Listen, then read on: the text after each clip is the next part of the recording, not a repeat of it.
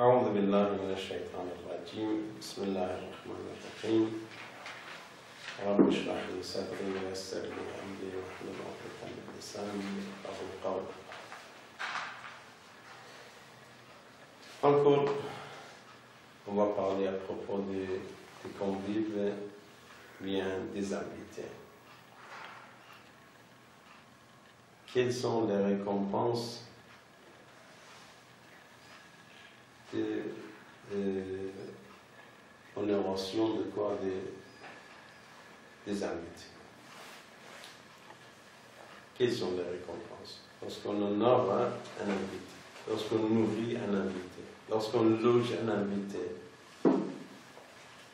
lorsqu'on vêtit un invité.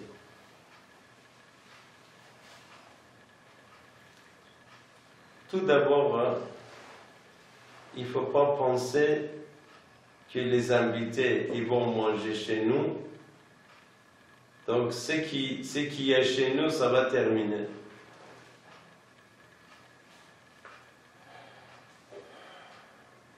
Parfois on dit non, j'avais des invités, j'ai dépensé beaucoup d'argent.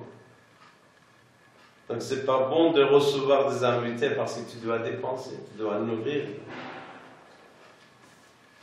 Mais selon Rasulullah sallallahu alayhi wa sallam, il dit ne vous inquiétez pas, ne vous en faites pas. Parce que normalement les invités amènent leur provision avec eux. C'est-à-dire c'est Allah qui va te donner. Non?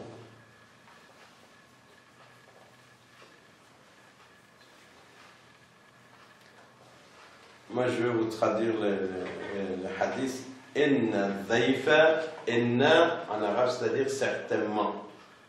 Inna dhayfa, certainement, l'invité, idha ja'a, lorsqu'il vient, fanazala bil-gham, il vient loger chez toi, ja'a birizqihi ma'hu, il amène sa provision avec.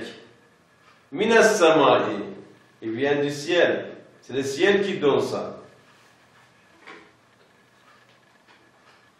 فَإِذَا أَكَلَا, lorsqu'il mange, غَفَرَ اللَّهُ لَهُمْ بِنُزُولِهِ عَلَيْهِمْ.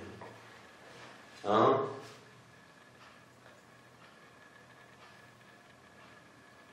Lorsqu'il mange chez nous, Allah va nous pardonner.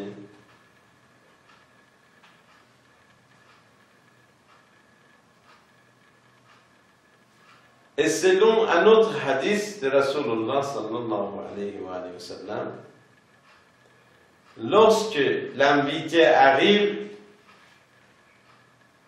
il amène la provision. Et lorsqu'il part, il prend avec lui les péchés et les maladies.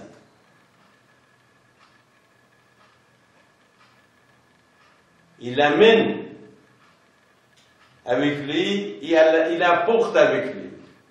Il amène la bénédiction, la provision, il apporte avec lui quoi? Les péchés et les maladies.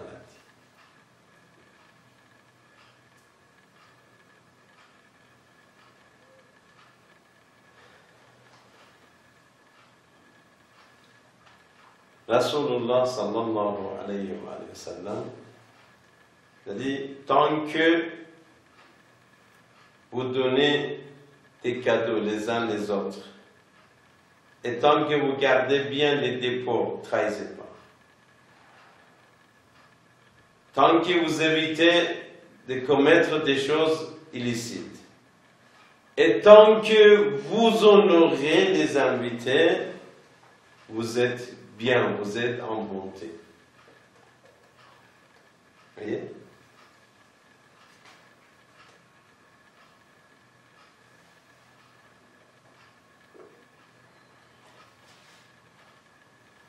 Il y a une nutrition de cœur, c'est de corps. Il y a une nutrition de cœur. Nutrition de corps, c'est le repas. Nutrition de cœur, c'est quoi? C'est donner du repas.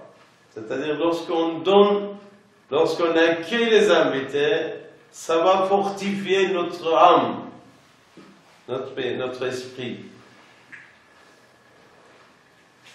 Alors, selon l'islam, si quelqu'un vient frapper la porte, il nous demande de rester chez nous, et nous avons la possibilité aussi de recevoir un invité. On ne reçoit pas, c'est pas bon ça.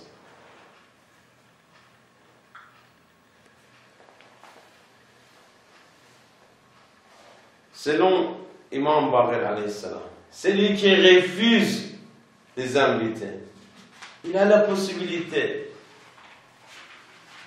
Parfois tu as une chambre, tu vis avec ta femme, donc ça, dans ce cas-là, on ne peut pas recevoir un invité.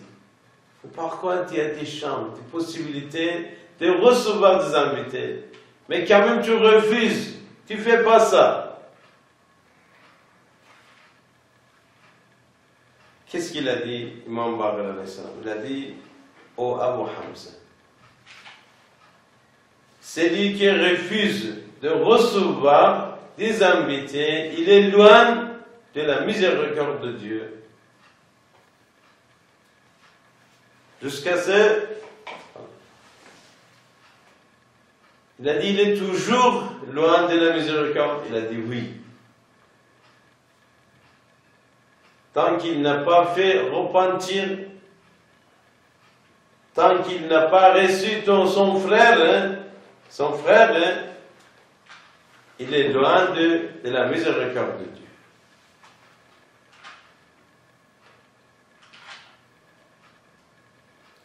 Alors, jusqu'à là, on a parlé à propos des invités et à propos des hôtes. Hôte, c'est celui qui reçoit. Invité, c'est celui qui vient.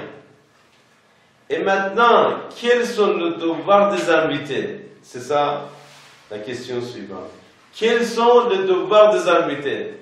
Étant donné qu'Islam l'a dit, il faut honorer les invités, est-ce qu'on peut faire n'importe quoi? Est-ce qu'on doit faire tout ce qu'on veut? Non, quand même, en tant qu'invité, on doit respecter quand même. Voilà. Donc c'est ça la question. Quels sont les devoirs des invités? On est chez quelqu'un, mais étant donné qu'Islam l'a dit, il faut honorer les invités, on peut faire n'importe quoi? Non, quand même il y a une norme. Tu vas chez quelqu'un avec 3 enfants, des enfants ils sont turbulents, ils font n'importe quoi, ils cassent les meubles, ils cassent les vaisselles, ils salent partout. C'est pas autorisé en islam.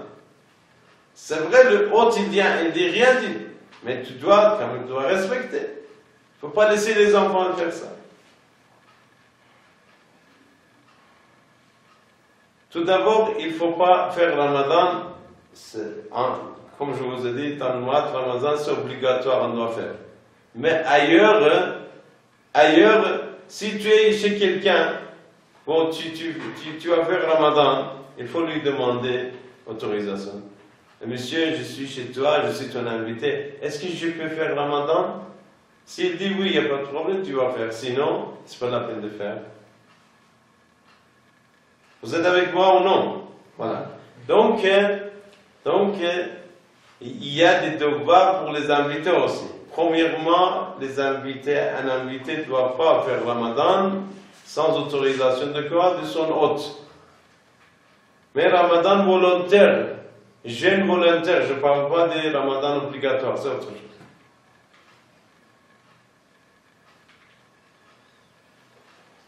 Et deuxième chose, tu sais bien, ton frère est invité, mais tu n'es pas invité. Tu vas accompagner ton frère en disant voilà, je viens avec toi chez monsieur Massa, chez monsieur Ali. Ça en islam c'est pas bon. Il ne faut pas aller quelque part que tu n'es pas invité. Ton frère est invité. Tu ne dois pas aller avec ton frère en disant voilà c'est mon frère, ou l'autre aussi c'est mon oncle. Il a invité mon frère, il ne m'a pas invité, donc je vais y aller avec mon frère. Non, c'est pas comme ça.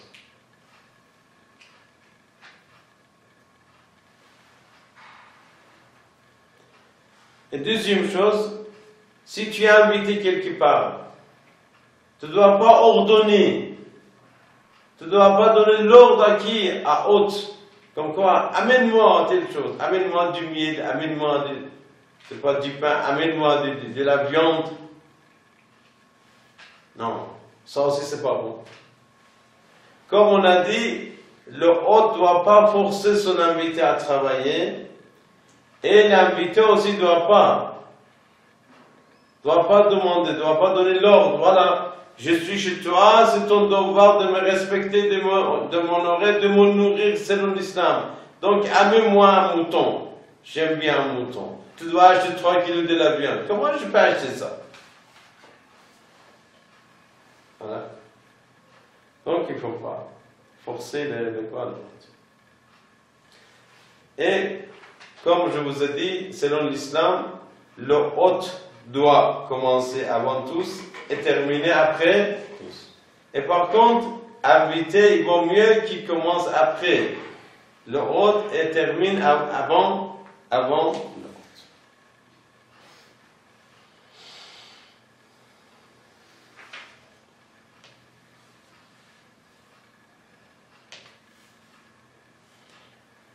Et ensuite, lorsque le hôte vous propose quelque chose, il ne faut pas refuser. Par exemple, selon Imam Sadiq alayhi salam, il raconte une histoire à propos d'Amir al-Mu'minin Ali ibn Abi Talib. Deux personnes, ils ont venu voir Amir al-Mu'minin Ali ibn Abi Talib. Qu'est-ce qu'il a fait Amir al-Mu'minin? Il a mis 2 tapis pour 2 personnes. Un qui est assis, qui s'est installé sur le tapis, un autre qui n'est pas installé. C'est-à-dire, il a refusé le respect de l'imam Ali. Il est assis par terre. Qu'est-ce qu'il a dit, Imam Ali? Qu'est-ce qu'il a dit, Imam Ali? Il a dit أبعد عليها فإنه لا يأبى الكرامة إلا حمار. Si quelqu'un tu honores, si quelqu'un tu respectes, si quelqu'un tu donne quelque chose volontairement, il ne faut pas le refuser.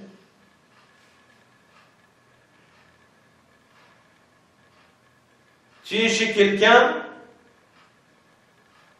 et après il te donne un lit. Alors, mais tu ne dors pas, tu ne couches pas sur le lit, tu couches par terre, par exemple. Il te donne quelque chose à manger, mais tu ne manges pas. Imam Ali, il a dit, c'est pas bon ça. Uniquement, c'est l'an, c'est animal qui fait ça. Il te donne quelque chose, tu refuses. Pourquoi tu refuses ça? Alors, lorsqu'on est chez quelqu'un en tant qu'invité, bon, on doit faire bêtise, on ne doit pas faire bêtise, on ne doit pas embêter les autres, on ne doit pas donner l'ordre, et on doit accepter son don, c'est-à-dire ce qu'il propose. S'il te propose de s'asseoir sur le meuble, tu vas s'asseoir. Tu vas t'asseoir là-bas. Il ne faut pas refuser, il ne faut pas, par exemple, rester. De toute façon, accepter les dons des autres.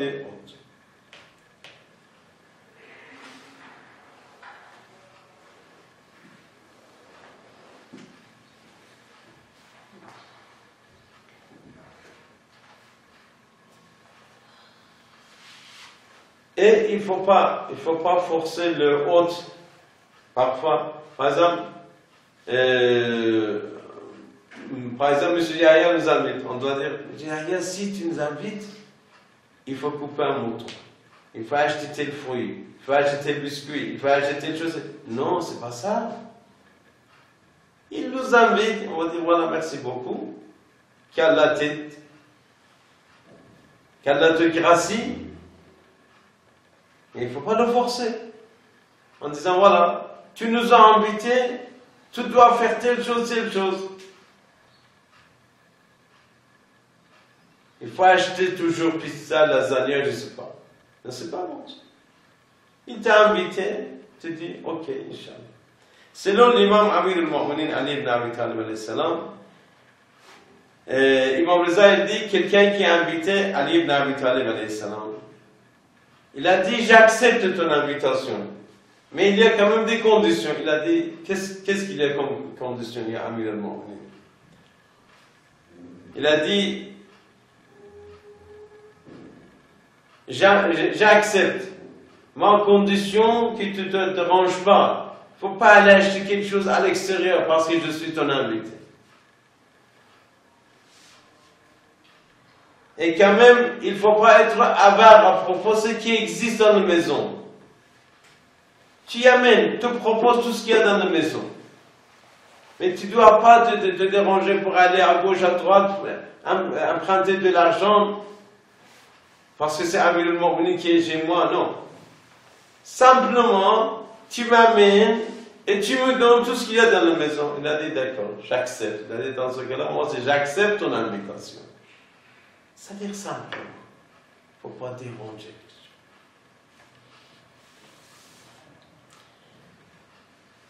Et ensuite,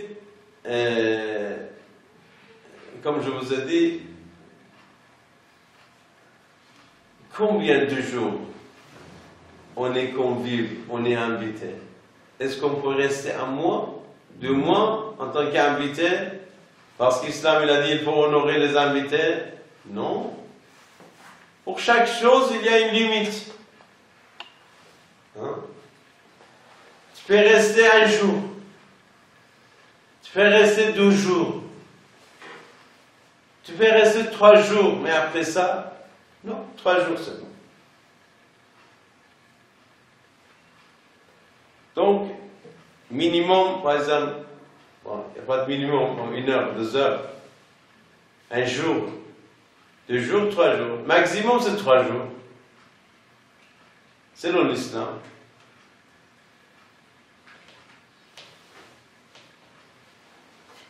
Selon Rasulullah sallallahu alayhi wa sallam, الضيافة أول يوم حق والثاني والثالث وما بعد ذلك فإنها صدقة. C'est-à-dire, premier jour, c'est bon de recevoir, c'est-à-dire d'être convive de quelqu'un. Et deuxième jour, et troisième jour. Mais à part ça, non. Sadaqatan, c'est-à-dire l'aumône volontaire. C'est-à-dire qu'il y a une limite. On ne doit pas profiter. Ce monsieur-là, il est gentil, donc je vais rester chez lui. Moi, je vais profiter. Non, c'est pas bon ça. Pour chaque chose, il y a une limite.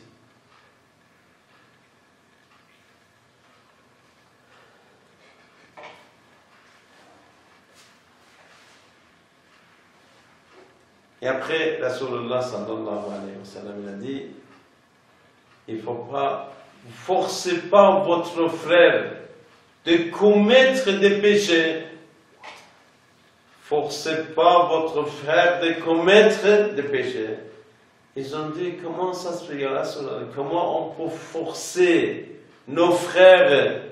Comment nous pouvons forcer nos frères de commettre des péchés? Il a dit, parce que vous allez rester chez lui longtemps.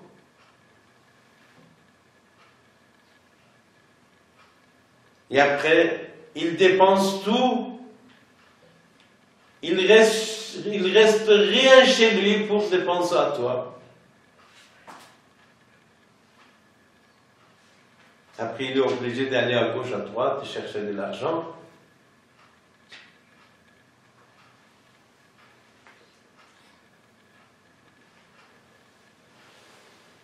Alors, c'est comme cela qu'on force les gens de faire des bêtises. Surtout dans la famille, parfois, il faut respecter. Par exemple, beau-frère, normalement, lorsqu'il vient, c'est beau-frère. Si on parle contre beau-frère, peut-être on aura problème avec madame. Donc, on est obligé de respecter beau-frère, par exemple. Mais beau-frère, il doit être juste. Il ne doit pas rester longtemps. 1 jour, 2 jours, 3 jours. Il ne faut pas rester longtemps. S'il reste longtemps, ou bien grand-père par exemple, ou bien beaux-parents, il vient, il reste longtemps, et tu es obligé de chercher de l'argent à gauche, à droite, emprunter de l'argent. Mais c'est pas bon ça. Tout le monde doit respecter, c'est-à-dire il y a un respect mutuel.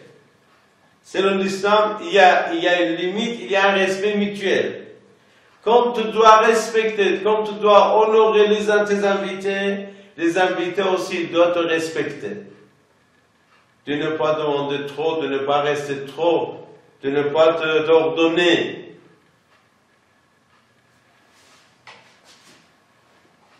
Voilà, de ne pas violer les pas. Parfois, on est invité chez quelqu'un, il a préparé le repas, on doit manger, après on doit partir. À l'époque de Rasulullah sallallahu alayhi wa sallam, il y avait des gens qui venaient, qui passaient chez Rasulullah. Ils mangeaient, ils restaient là-bas, parlaient, bavardaient. Alors c'était gênant pour Rasulullah. Hein? Et il avait honte de dire, messieurs, il ne faut pas rester ici, il faut partir.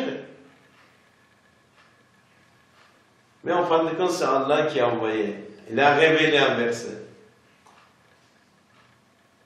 Il a révélé. Si vous êtes invité chez Rasulullah, une fois terminé manger, allez, il ne faut pas rester. Rasulullah a honte de vous dire, mais nous n'avons pas honte de vous dire. Oui. Il ne faut pas faire comme ça, qu'est-ce qu'il y a dans la marmite, qu'est-ce qu'il y a dans la maison, qu'est-ce qu'il fait madame. Non, c'est pas autorisé ça. Faire n'importe quoi, c'est ça. Si tu es invité, bon, tu vas manger, après, comme d'habitude, après rester là. Mais parfois lui-même il dit non, on a du temps, c'est la nuit par exemple, vous pouvez rester. Parfois non. Donc vous êtes invité pour manger. Manger une demi-heure, boire du thé, et dessert après. Ça y est, c'est fini. Tu ne vas pas rester longtemps. Alors, donc chacun doit respecter sa limite. Il ne faut pas dépasser quoi? Les limites. Ni haute, ni amie. Chacun doit respecter la limite. C'est ça l'islam. C'est ça l'islam.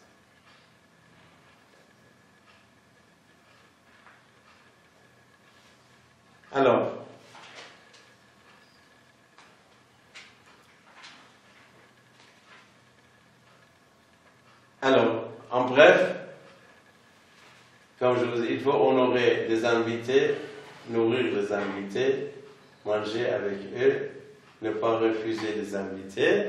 Et de l'autre côté aussi, les invités doivent être juste, doit respecter son devoir, la limite. Il ne faut pas rester longtemps, il ne faut pas donner l'ordre à qui? À autre. Il ne faut pas déranger. Il ne faut pas déranger. Il ne faut pas déranger.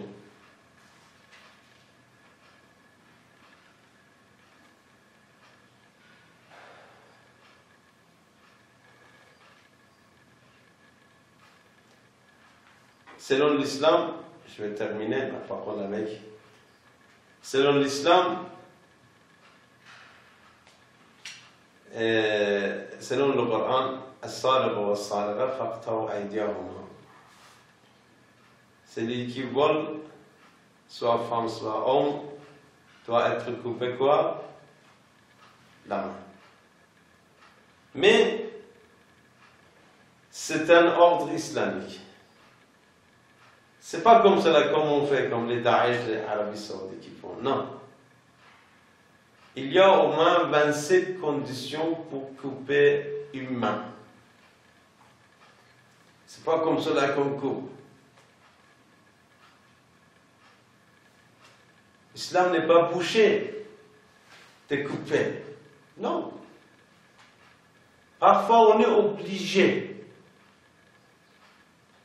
pour maîtriser une situation, pour contrôler la société, on est obligé de faire ça. Mais quand même, il y a des conditions. Par exemple, si quelqu'un qui est nécessiteux, il a volé, par exemple, une baguette. Est-ce qu'on doit lui couper la main? Non.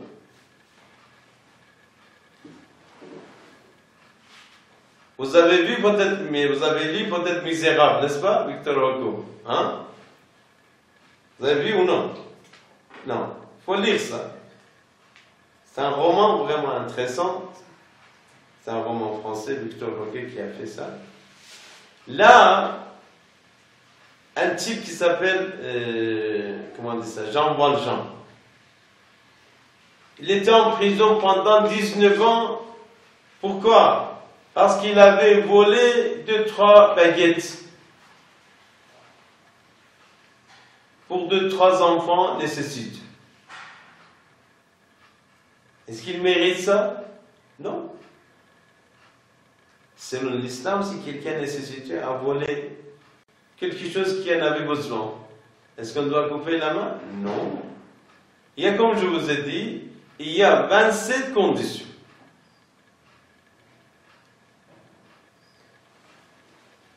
Et parmi les conditions,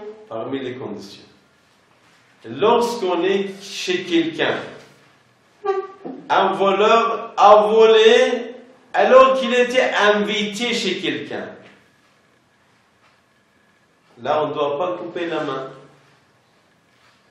On a invité quelqu'un chez nous, il a mangé, il est dormi chez nous, mais en fin de compte, malheureusement, il a volé quelque chose. Est-ce qu'on peut le couper la main? Non, parce qu'il était chez nous, invité. On ne doit pas couper la main de quoi? De l'invité. Il faut respecter. Il faut respecter. Alors, c'est-à-dire, il faut respecter les invités, même s'ils volent chez nous, on ne peut pas couper la main. C'est-à-dire, selon l'islam, il y a beaucoup de respect à propos des invités. Et des invités aussi, ils doivent respecter les autres, ils ne doivent pas les déranger, trop. En fait, invitation, c'est pour augmenter l'amitié. Et pour promotion de quoi? Promotion de l'affection entre nous. S'il dépasse la limite, ça va détruire tout. Il y a une philosophie dedans. Bon, wassalamu alaikum wa rahmatullah.